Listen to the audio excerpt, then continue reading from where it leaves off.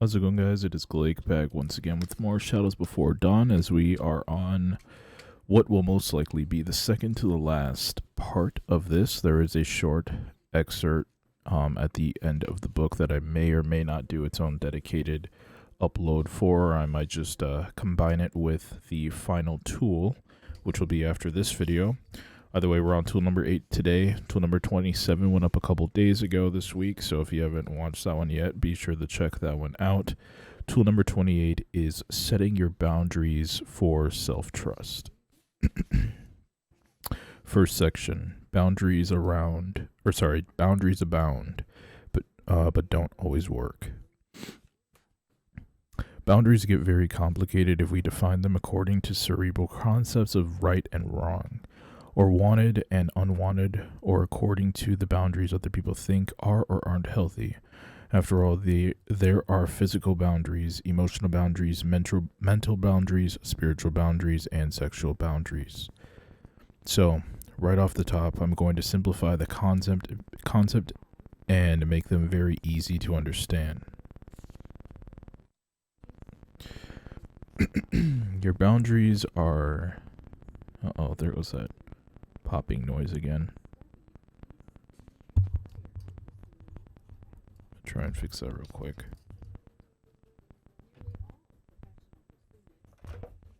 There we go.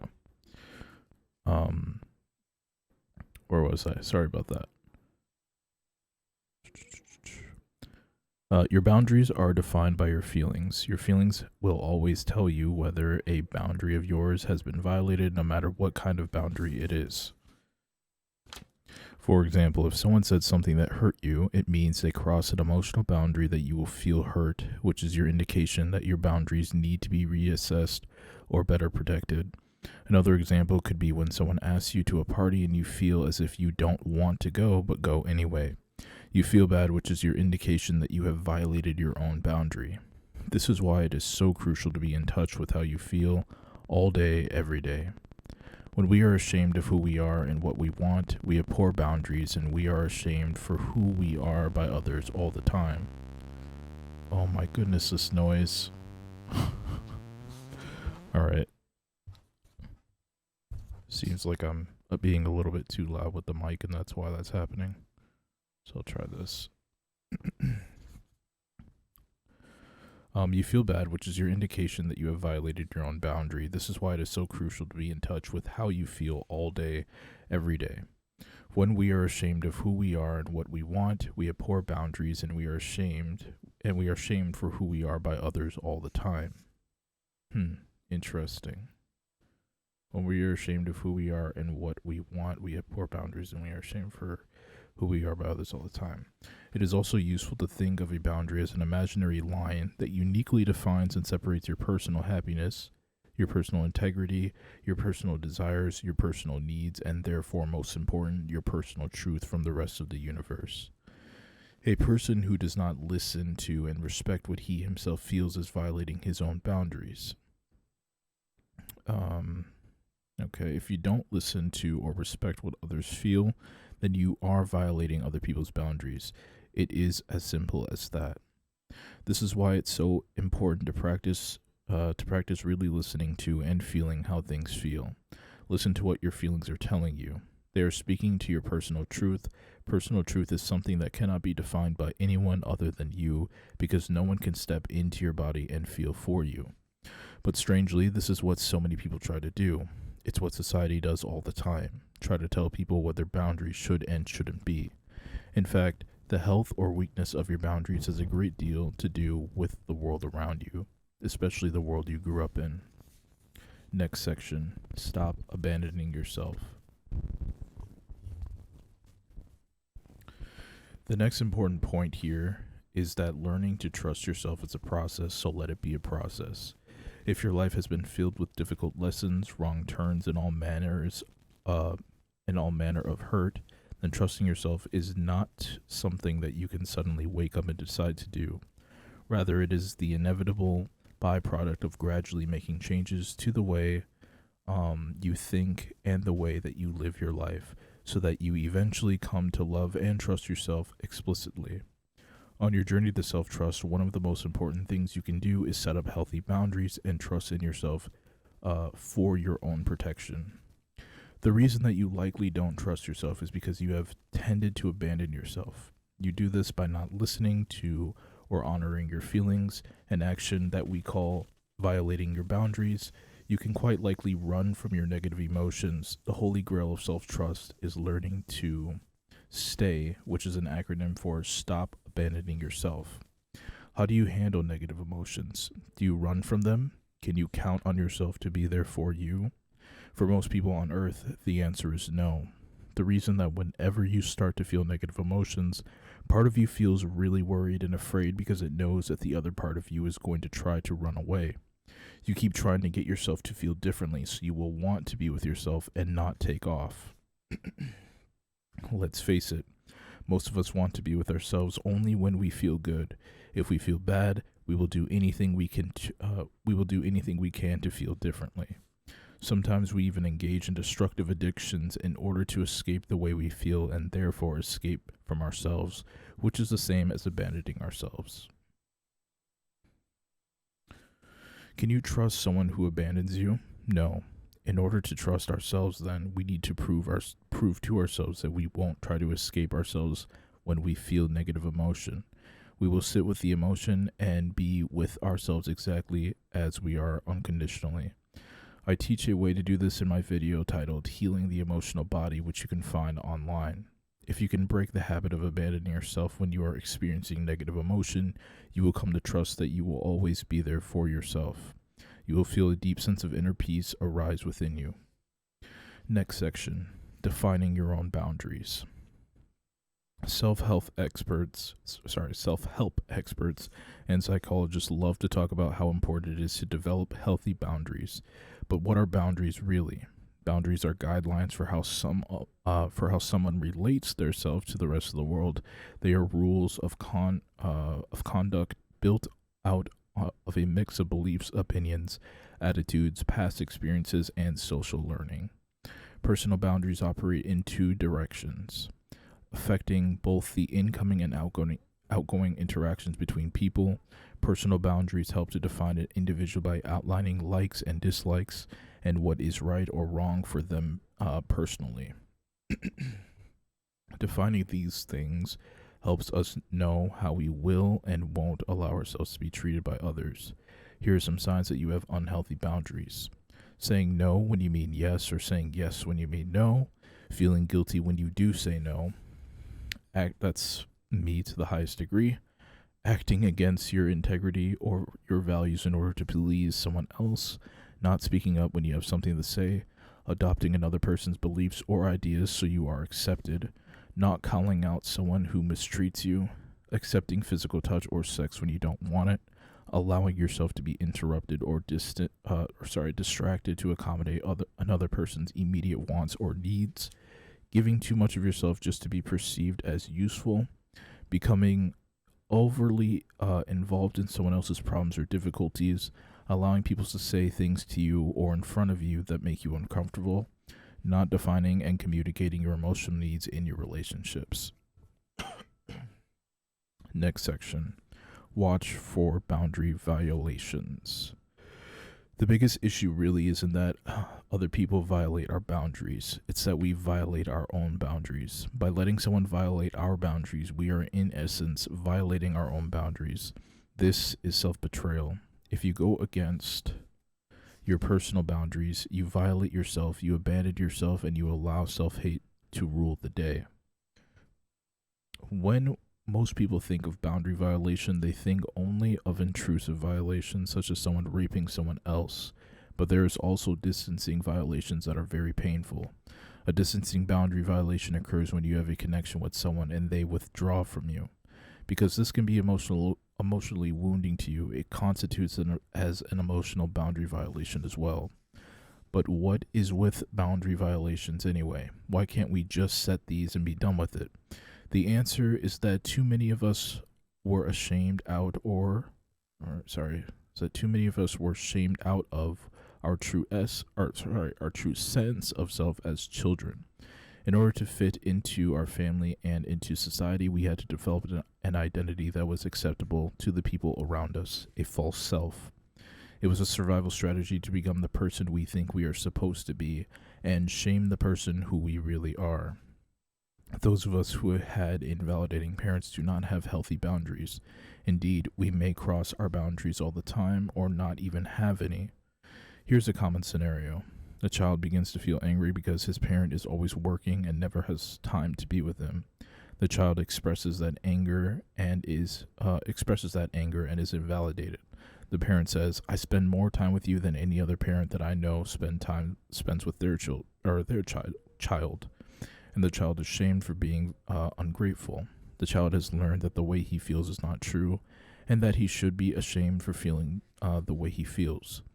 Likewise, the child has learned that anger is not acceptable either. So the child creates a false self that does not express anger and that says thank you all the time. Over time, he believes that who he really is happy and grateful. He has never really admitted to the fact that deep down he truly feels angry. So how do you know if you have set up a false self? One way is if you fear other people thinking negatively of you. Ask yourself these questions. Do I know what I really want, or do I let other people tell me what to think or believe how to feel? Do I do things that I don't really want to do and say yes when I really want to say no?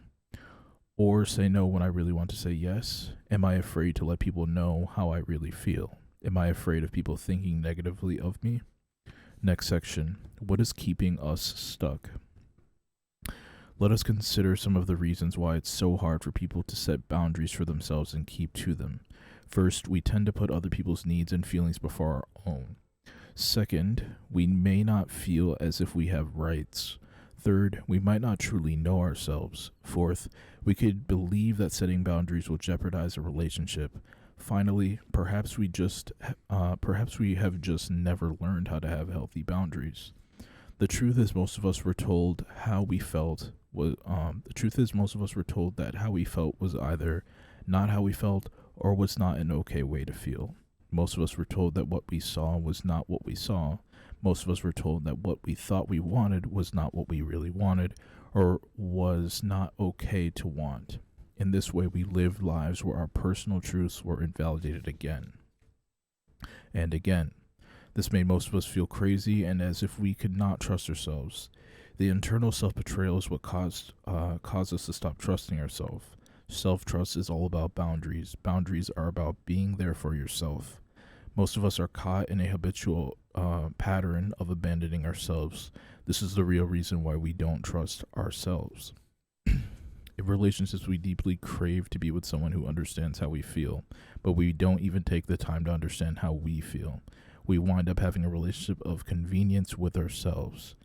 We only listen to our own personal truth when it doesn't cause trouble or difficulty. We don't realize that we are causing the very difficulty we are trying to avoid by not listening to our feelings and the personal truth all the time, regardless of whether it may cause difficulty or not. The bottom line is that it's impossible to know who you are, what you like, what you believe, and what you want unless you know how you feel. People with healthy boundaries are able to have relationships without losing themselves. Remember, when our boundaries are vague to us, they will be vague to others. People who build walls against intimacy are not exhibiting healthy boundaries.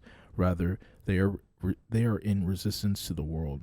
An unhealthy boundary pushes against the world and tells others how they can and can't behave. Ultimately, we have no control over how anyone else behaves and what they do and don't do. We have control only over what we do and don't do, and what we allow ourselves to experience at the hands of others. Next section, creating healthy boundaries.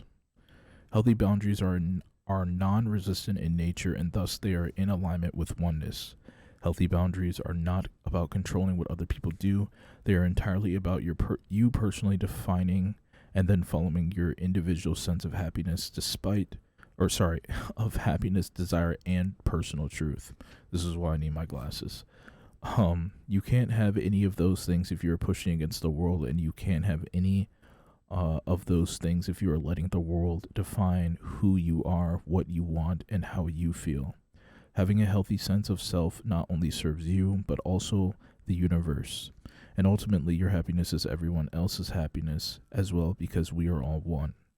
So here's a technique to get you on the right track and honor your own boundaries. Say you're feeling badly about having said yes to something you don't really want to do. You can reassess your boundary or reestablish it in this way. List 10 things you'd like other people to stop doing around you, stop doing to you, or stop saying to you. It may even help to list the people in your life one by one and write down how you feel around them. Then, relative to every item on the list, ask yourself these 3 questions. How am I violating my own boundaries by letting them violate my boundaries? How do I really feel about this? What do I really want? Once you figure out what it is for you and what you truly want, take action to maintain your boundaries and protect them. Firmly state your case to the people around you and stand your ground. However, be aware that as time goes on, your boundaries will require updating. They don't always stay the same. For example, perhaps the time you can give to others is much more limited after starting a new relationship or having a baby. Redefining your boundaries throughout life is a crucial part of staying true to yourself and loving yourself. And you can use the 3 questions above at any time to reassess where you are at today. In fact, we can all help to rehabilitate each other with regard to boundaries. We can do this by giving people around us permission to feel how they feel and admit to how they feel to us. We unintentionally violate other people's boundaries all the time without knowing it, because so many people have problems asserting themselves around us and expressing their desires and feelings to us. It is easy to help these people develop healthier boundaries by getting in the habit of asking them to tell you how they really truly feel, and to be honest about it without fear of losing your love or being disapproved of it. In doing so, you're giving them the permission to be themselves and to be true to themselves. You're saving both them and you a lot of heartache in the process. Whew, that was a pretty long one.